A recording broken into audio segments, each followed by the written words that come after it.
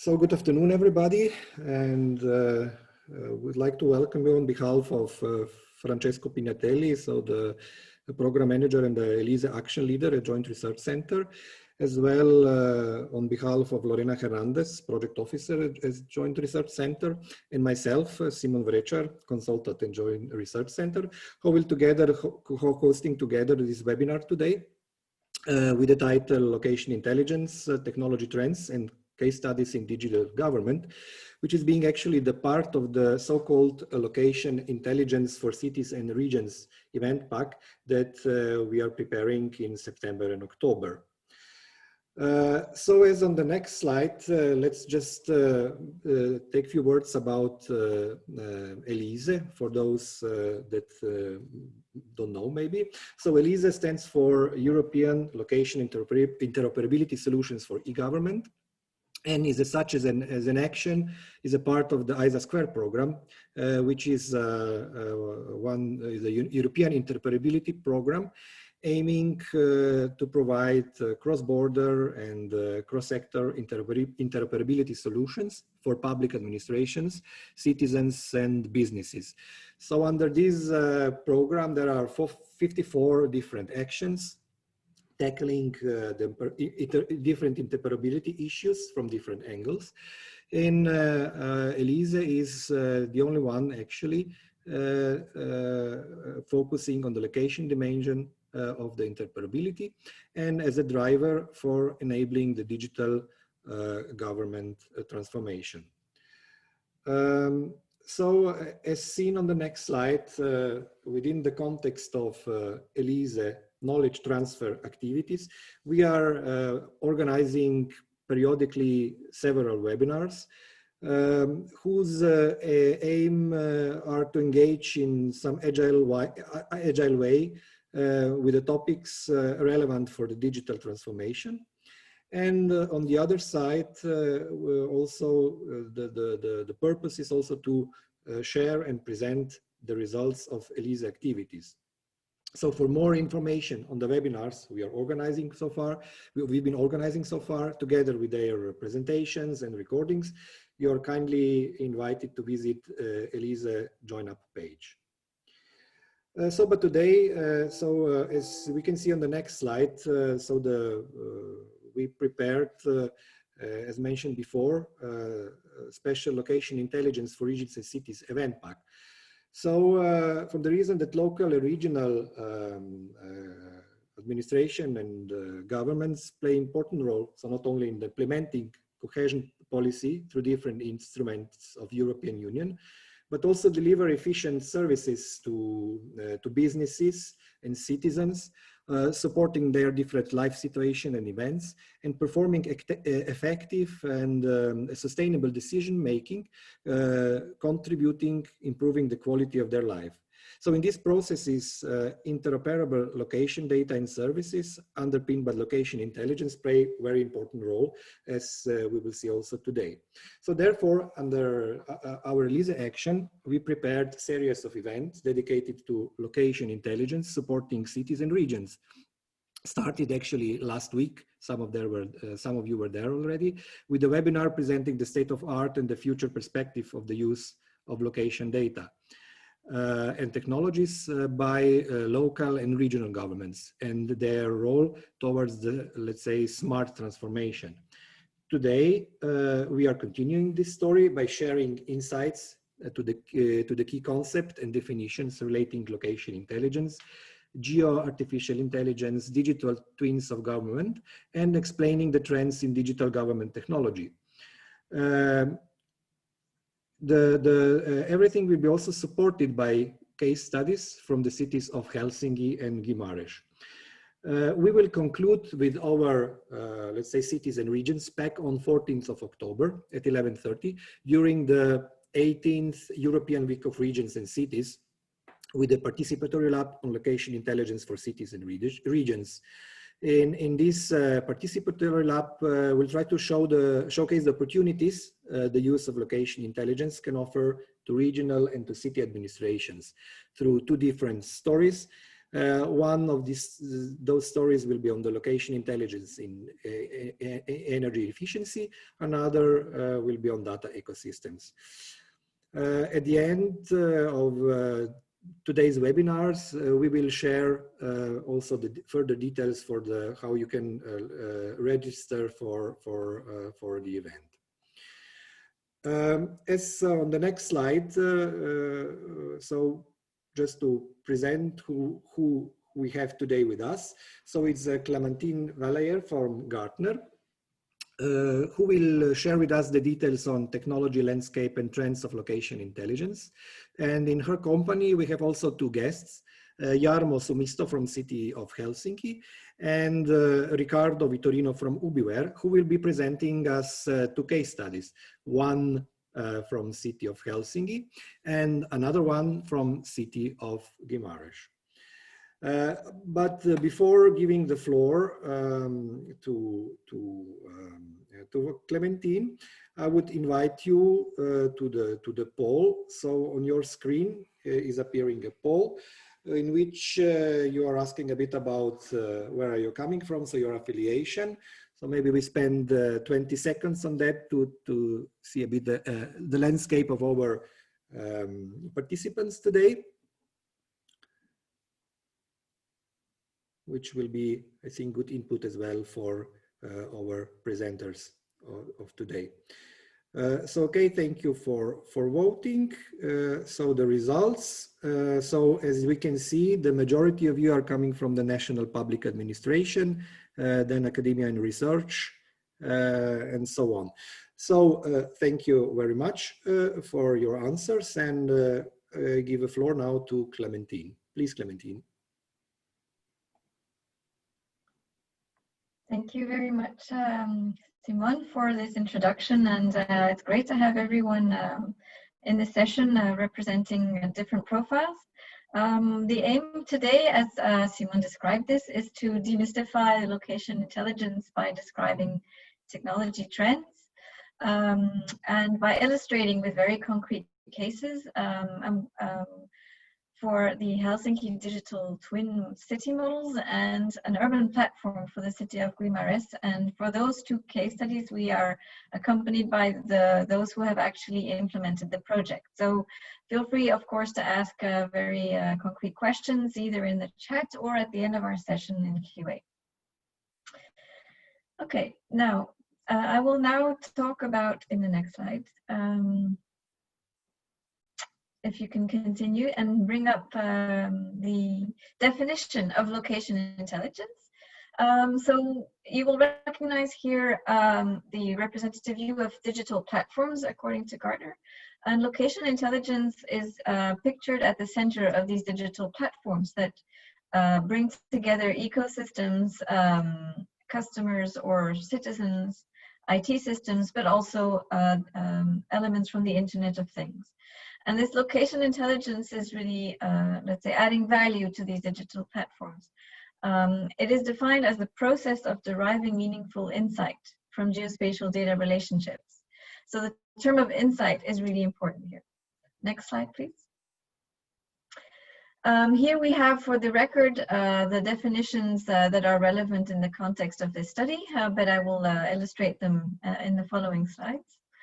Next one. So if you click a bit more, Ricardo, you will show some of the text on the right-hand side of this slide.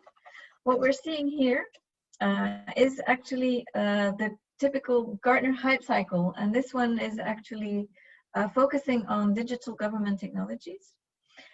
For those who are not familiar with this type of market research, so Gartner publishes hype cycles in various domains, and it's a way for their clients to track innovation and maturity, and also future potential.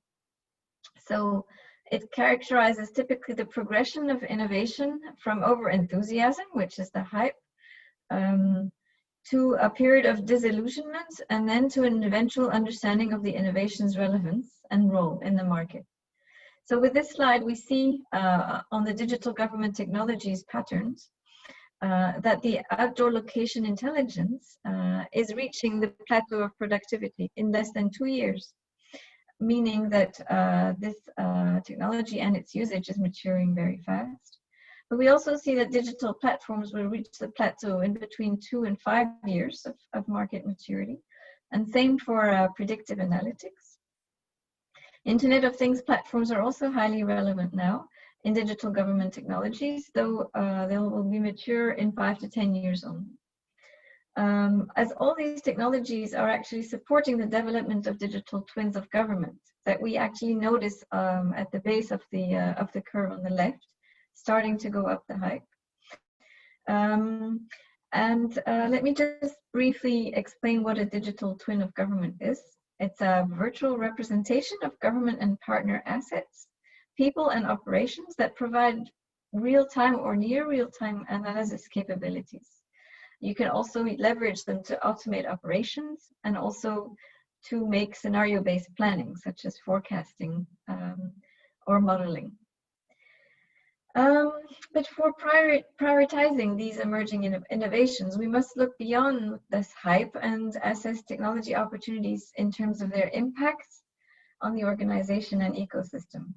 And a useful graphical tool that you will see now that we also use to represent this information is what we call the priority matrix.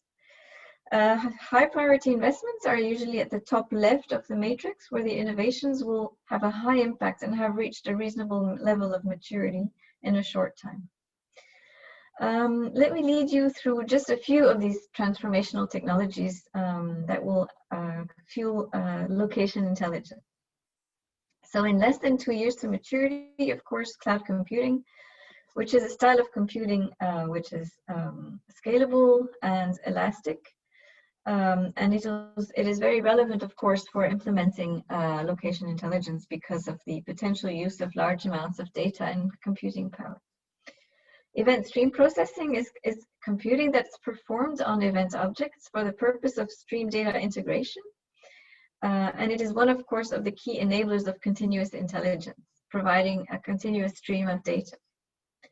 Digital government technology platforms are a set of cross-cutting integrated capabilities that coordinate government services across multiple domains, such as citizen experience, ecosystems, Internet of Things, and IT systems, similar to the digital platform that we use in the introduction.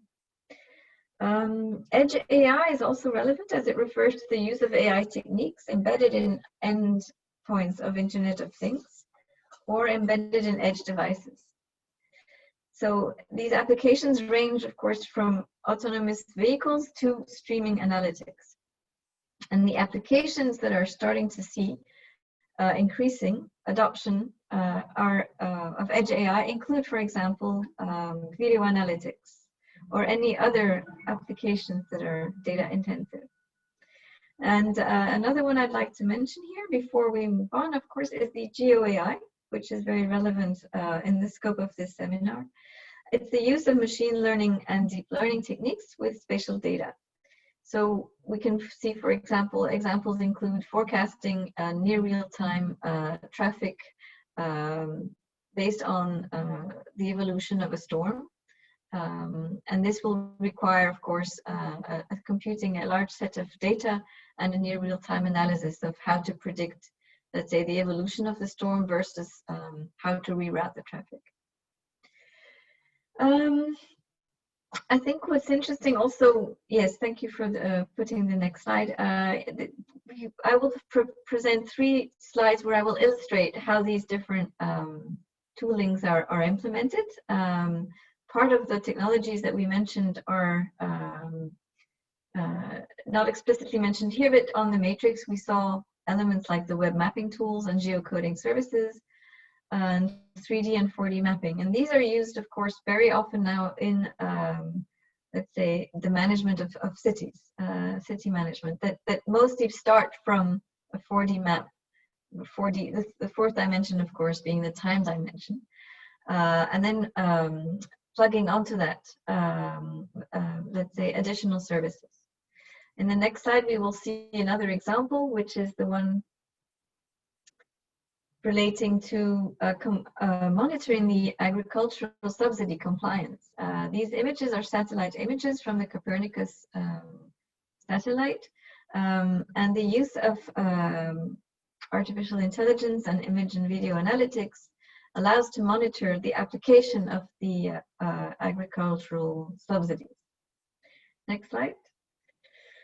A last illustration, I think it's also relevant in the scope of digital government services, is how to leverage these type of tools for crime prediction. And they, let's say, they make use of the same web mapping tools and GeoAI.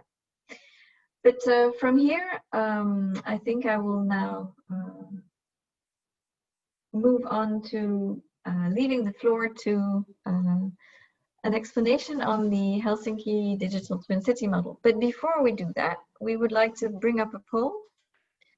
Simon, maybe you would like to take over at this point. We've lost Simon. Yes, sure. So we have a poll actually to with the question: how familiar are you with the technologies relating to the location intelligence?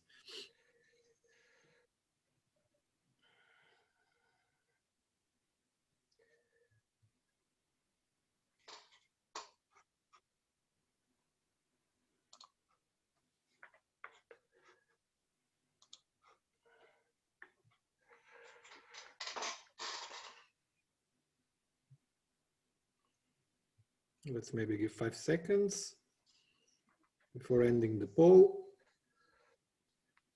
So let's see the results. So most of you is from the group. I have heard of it, but do not know it very well. I think it's also interesting indication for our speaker.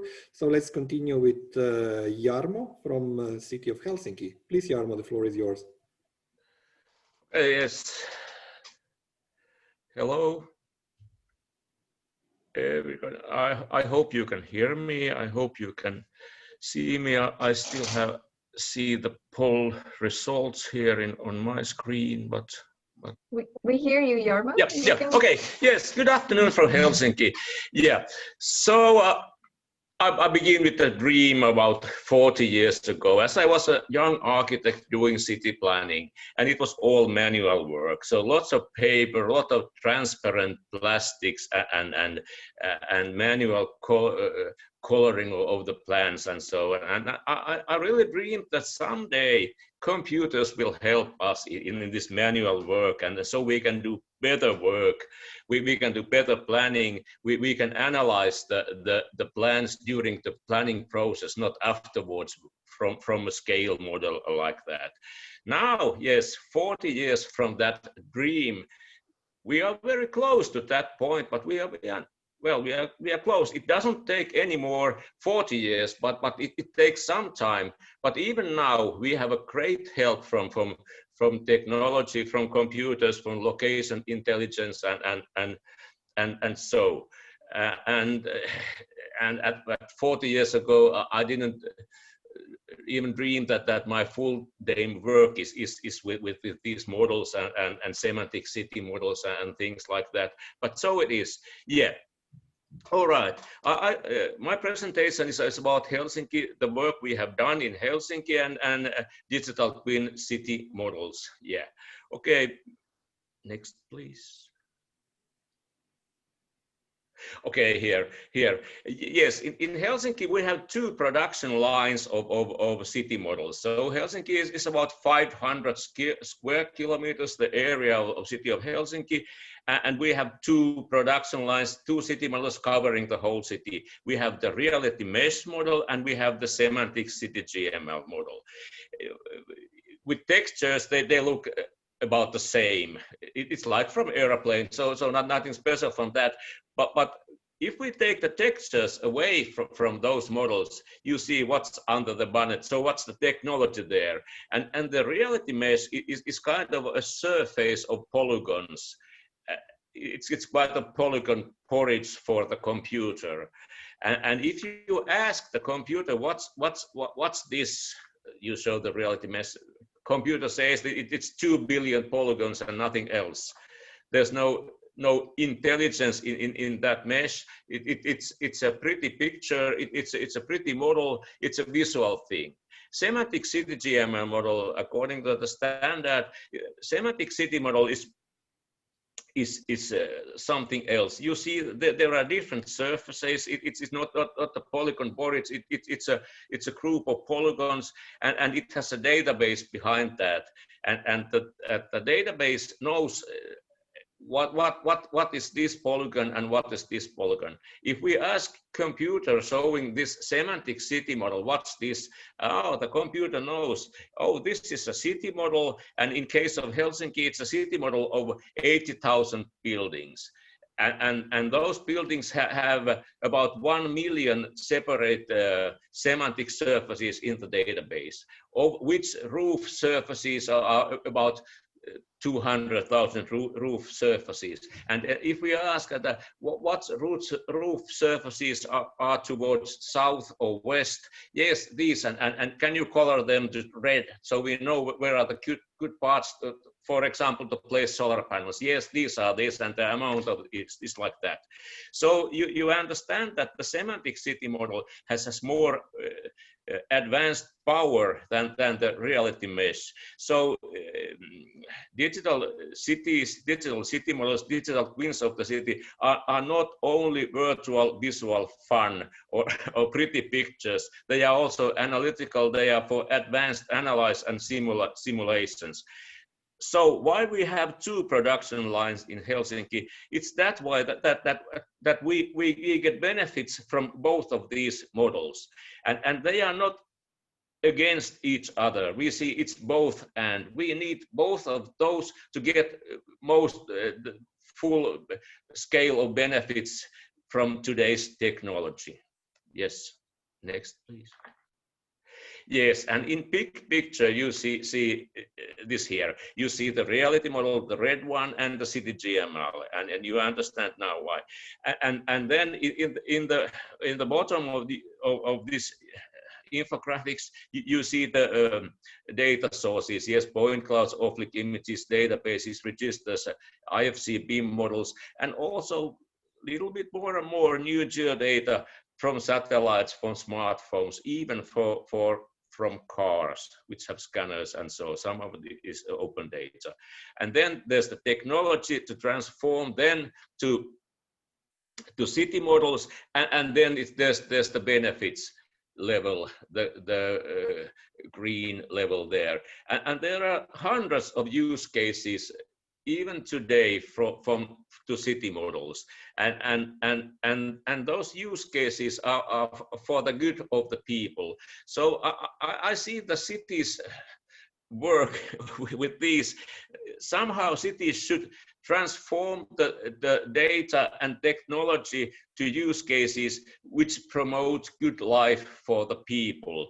So it's for the good life in sustainable environment. That's the main purpose of all this work, and certainly we are working for that. So concrete results, concrete services, and concrete benefits. It's something we want to have also in Helsinki. We want to be very practical in those use cases. We want to show people that there's really power in these models, and they can help for in their everyday life. We have a smart city district in Helsinki called Kalasatama, and the big vision in that smart city area is that with this new technology, with the help of smart technology, you get 1 hour free time more every day. So it's quite 25/7 goal. And yes, there's the data sources, and there's the text one. You get these presentations afterward. You can read these afterwards. Yes, next please. Yes, and getting the benefits from the city models.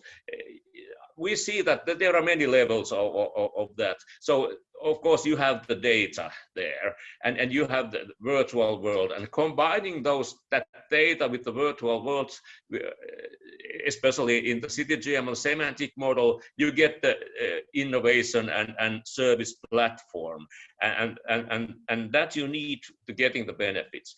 I think the first level is integrating that 3D or city model, digital twin technology to the processes, internal processes of the city, so service processes, building processes, city planning processes, and like that. So in city's own work, it's also useful. But as we have Helsinki very good open data culture, those platforms also serve as open innovation platform. So we have the same city model and data service from the city servants as we have to the whole world.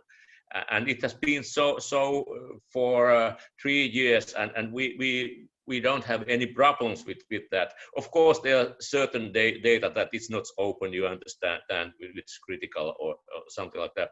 But most of the data is open data, and it's for the open innovation. It's for the open cooperation with universities and other cities of the world and whatever. And then I think the highest level of getting the benefits from digital twin technology is supporting the ecosystems of the city or city's strategic goals. Let's say that in Helsinki, it's carbon neutral Helsinki till 2035. Or some kind of supporting social networks, supporting innovative networks, innovation networks, and things like that. And you can also support those things with city models. But I think it's advanced work. But in that way, but even integrating those two processes, you can get huge savings. In industry, they say that it's about at least 10 or 15% savings of the whole production chain. And if you think you can save about 15% of the whole big process of urban planning or urban development, it's huge money. It certainly is. And in that way, my old dreams 40 years ago will come true very near. Yes, next one. Yes, and there are also the text part, and you can read this later, and yes, we go to the next one. One practical use case in Helsinki, it's for the strategic goal to be carbon neutral 2035. And this is what we have done in my 3D team for supporting that goal. We made this Helsinki Energy and Climate Atlas. You see the address there, you can go there, it's open for everybody.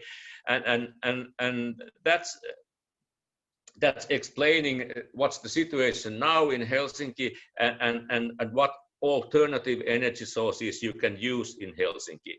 So it has now 4 parts. There's the energy data, every building year, renovation, volume, and energy consumption as far as we have that's the basic thing. And there are over 30 thematic models of that, all in different attributes. Then we have the solar energy potential analysis, every building, every surface. So there's 1 million surface in Helsinki buildings, and you can click whatever surface there, and you see the solar energy that comes from them every month and every year, and so it's very accurate, and this also works on every device. You can go there with your smartphone and check the potential there, and what is coming. So it's ready. The heat demand is ready. it's going to be launched in October. We have done it now, and it's about simulation of energy renovations needed for houses to be carbon neutral and according to the climate change and such things. It was a huge work. It was done in cooperation with the Technical University of Stuttgart. One thesis work, excellent work there, and now the service is almost ready. And then we have also the geothermal potential, so one alternative energy source, and geothermal energy is very promising and very widely used also in Helsinki, and you can check there what's the potential under your house and in your area. And then in next slide we see a little bit more about that heat demand services. It has very many attributes, and yes, it's going to be launched in October, and this is I think this is wonderful, and this is for every house owner in Helsinki to check about the situation there, and this is also for companies who want to sell energy saving solutions for the real estate owners. This was a huge project, and more than half of the work was preparing the data and preparing to do the analysis, to do the simulations, and so it was a huge work. So I can't emphasize too much about the meaning of the data quality and the data behind these services. Without the data, you can't do this kind of work. And also doing this analysis, you see the mistakes in the data. There are results that come that this can't be possible. It's impossible like that. So you find also the mistakes in the data. Yes, and in the end, I like to say that it's not only dancing on the roses with these city models. We also have made mistakes, and all projects are not so successful. So don't be afraid of making mistakes. You get also good results when you try hard enough. Thank you.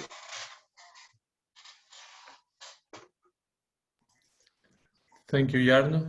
If I may. Thank you very much. Yes. Before we continue, I think it's the time for a new polling. Is it right? Exactly. Exactly. Thank you, Simon. So let's go for next polling. So the question would be, how familiar are you with the concept that location intelligence contributes to innovation in the area of quality of life in cities and regions? So please take a vote.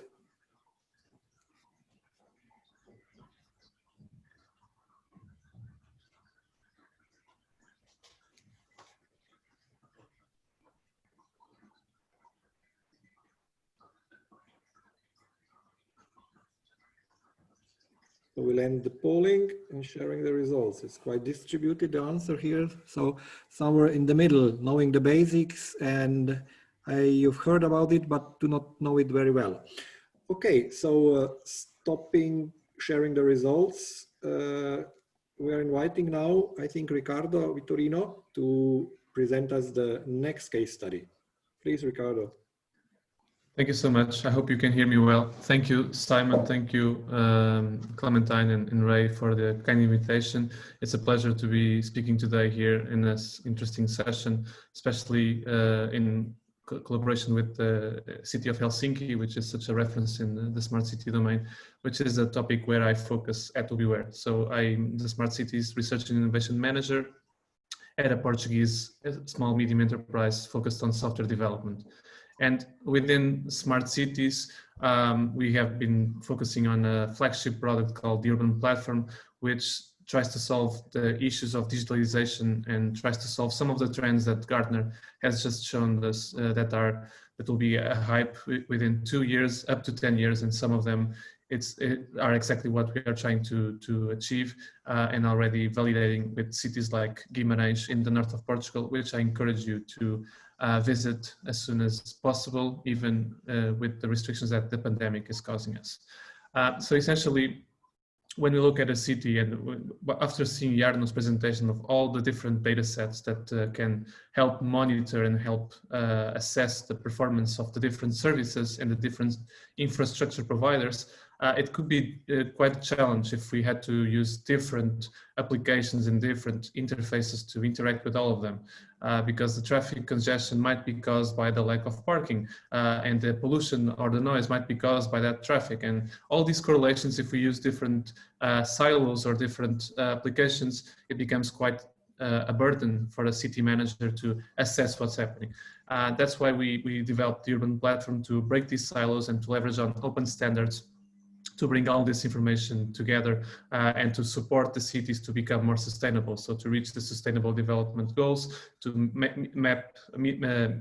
the KPIs that the United Nations and the International Standards Organization have defined, so that cities can benchmark themselves. And today we can propose cities like Guimarães, if they can actually imagine their city as a single integrated system. And that's exactly what the urban platform provides. So they can have in a control room or in their home office access to what's happening out in the street in real time, leveraging data from different sources, different providers, and all thanks to open standards and data harmonization. And I'll go through some of the features and value propositions. So regarding the location intelligence and thinking of this as some of the trends that Gartner has just explained, we can provide cross-domain analysis. So we are not just getting data from one place to another, we are actually analyzing and correlating it. And this has an impact and requires a lot of data sources, not just the new or more recent dynamic data sources like the IoT devices, the mobile applications and mobile sources of information that are now more connected and requiring more computing power and providing more information to different industry players and also the digital governments that acquire them, but also some more old or more static information like the geographic information mapping that cities have in their own geographic information systems, mapping tools, and that can be complemented and can be enriched with real-time data that comes in from different sources.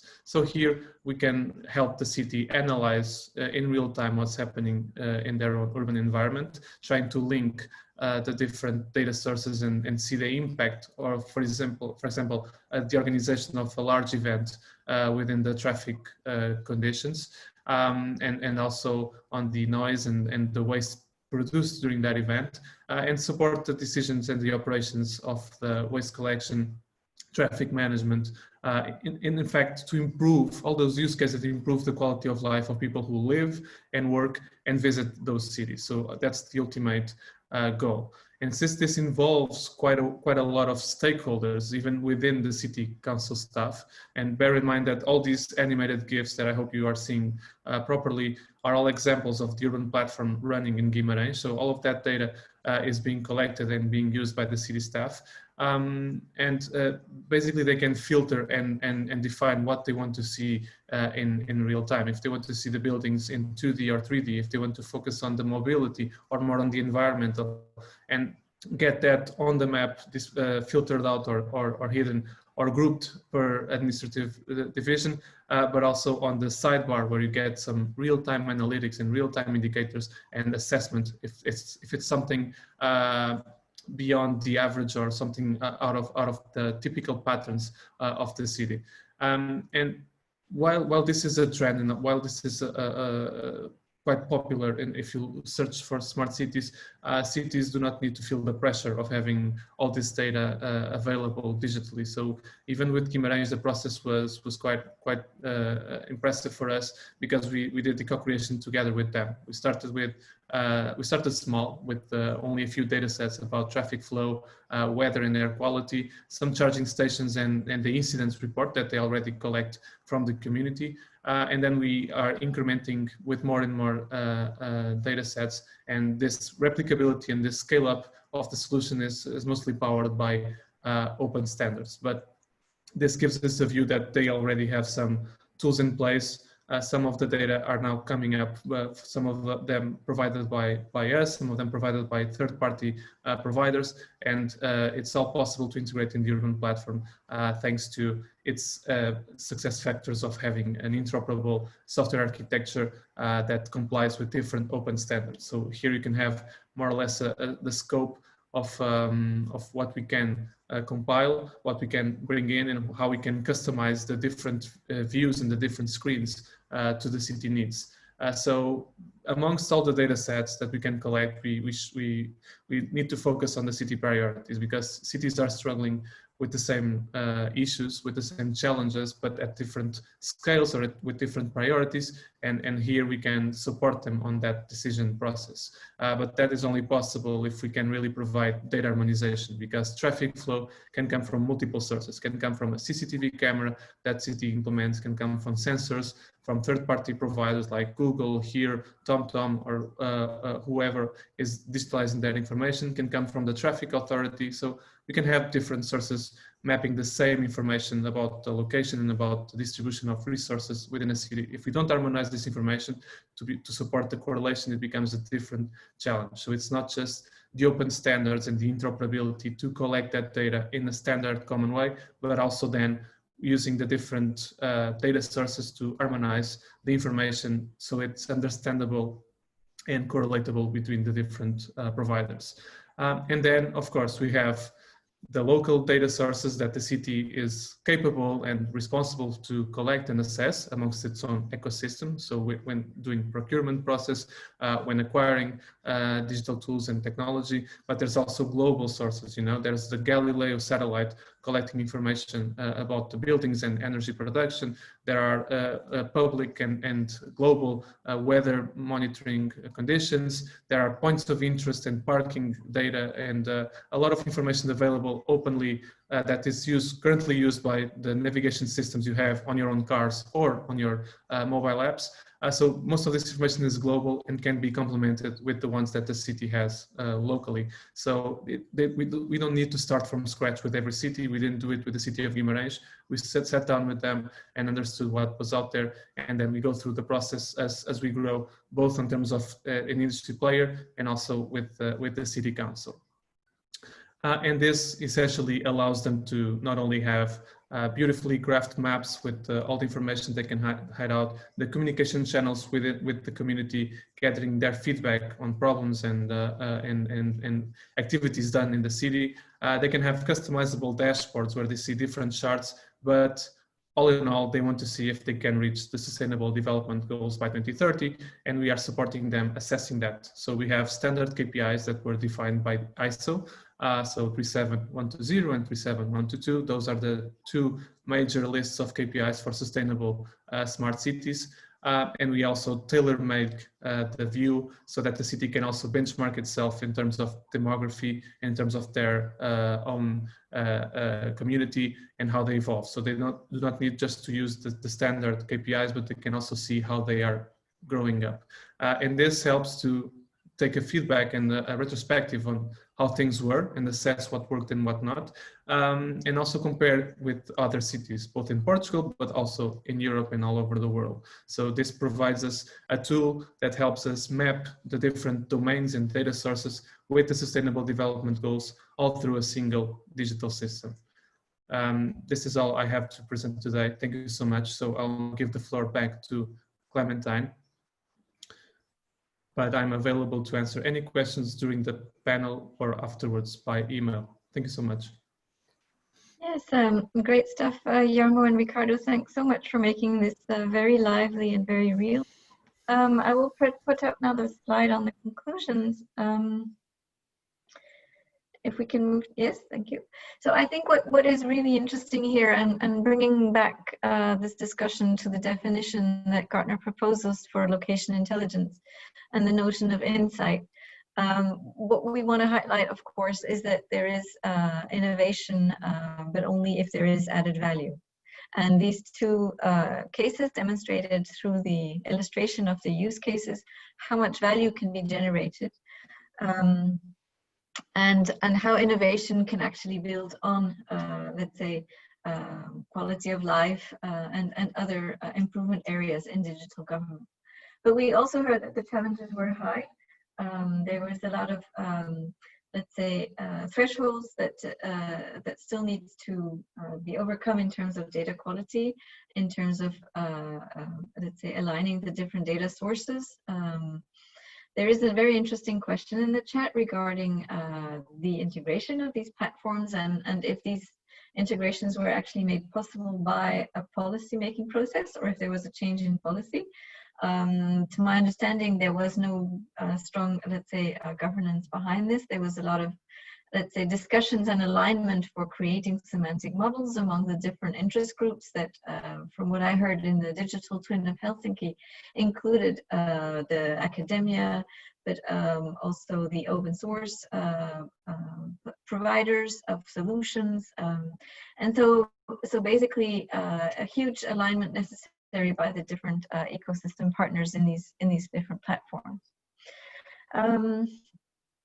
Regarding the challenges, I think what we want to highlight here, of course, is the importance of the interoperability of these different types of data. From what we've heard in the digital twins and urban platforms, not because you have a semantic city model that you already have interoperability across these platforms.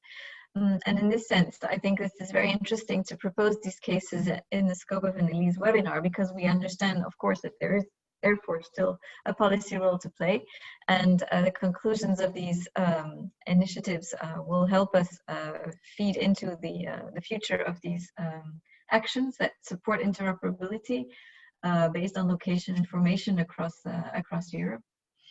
And therefore, I think, yes, the role of standardization bodies and these initiatives is to create these healthy data ecosystems, which will then accelerate the impacts of innovation through user and citizen value.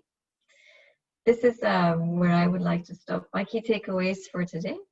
And then I would like to, let's say at this point, either put up a poll, I'm not sure if there's one now, but at least open to the question and answer session. Yes, so the question for the poll, thank you, Simon, builds on the conclusions of the slide that we have been looking at. EU initiatives on digital government or data strategies should provide more support in sharing knowledge in the area of location intelligence innovation, which actually supports communities. So smart cities, smart regions, etc. What is your opinion on this? We'd be happy to hear. Do you agree? Do you disagree? Or maybe you don't really have an opinion, and that's also fine.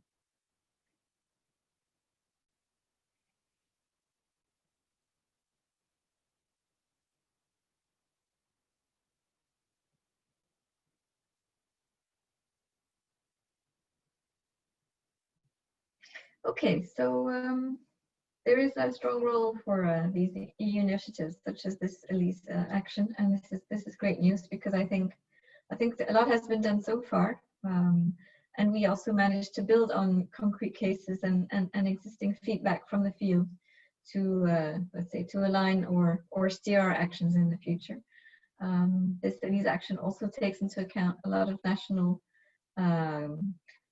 initiatives regarding location information, and I think that this webinar will be also relevant for their understanding of the future of the, let's say, location information in Europe. I will now leave the floor to any questions from the audience to Jarmo, Ricardo, or myself.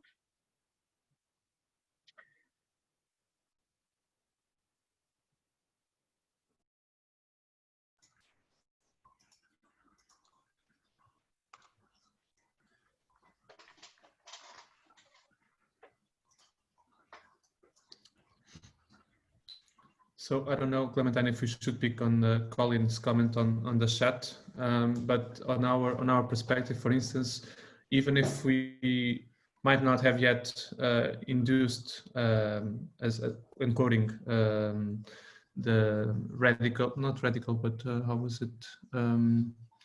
how did you mention integration of this policy? Radical policy reforms. I think it's a nice tool that cities can trial policies before implementing them in the long term. So I can take the example and not taking any part of it, but of banning diesel cars from city centers. I mean, this is a common thing that's happening all across the world, and I'm not saying that it's I agree or disagree, but just saying that cities can do that trial, for instance, for a couple of months, see the environmental impact that it has caused, get the feedback from the citizens community if they struggle because they own a diesel car and they don't have any opportunity to take other means of transportation or they don't find it usable, and assess how the city should respond to this community, just like we are assessing your opinions here on the poll. So basically, using data to prove if it really caused a positive impact on quality of life and if the community is happy, and then move forward with that. This might be a terrible example, but it's something that at least is quite common nowadays and that we can help assess with data and location intelligence as showcased today. Yes, a very good point. And I think it's very relevant to highlight that this near real-time data is extremely important, especially in the management of the pandemic today. And so the future of smart cities and smart regions will also include some, let's say, management of health data that will be included. And to be honest, my understanding is that it doesn't necessarily justify previous policies, but it can also make sure that you can adapt policies to better reflect the current situation in a more agile way. I have my own dreams as well, Jarmo. I dream of agile policy making based on data-driven government. Yeah, I like to say a few words about the process integration, because I understand there's comments about that. I know best the city planning process, which is in Finland or anywhere. It's very complicated because it's a planning process in very many circles with lots of alternatives.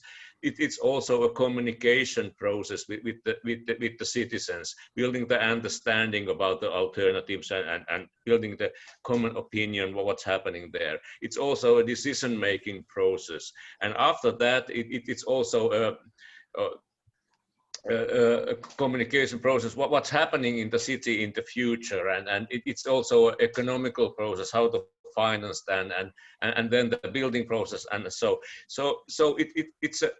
it's a huge bunch of integrated processes, and the process integration means that if you do, and you can use the digital twin during the whole process, you get the real benefits. In Helsinki, we have now a wonderful strategic decision that from the beginning of next year, we are presenting every plan, every new project on a city model to the city planning council and to the political decision makers and to the mayors and to the people.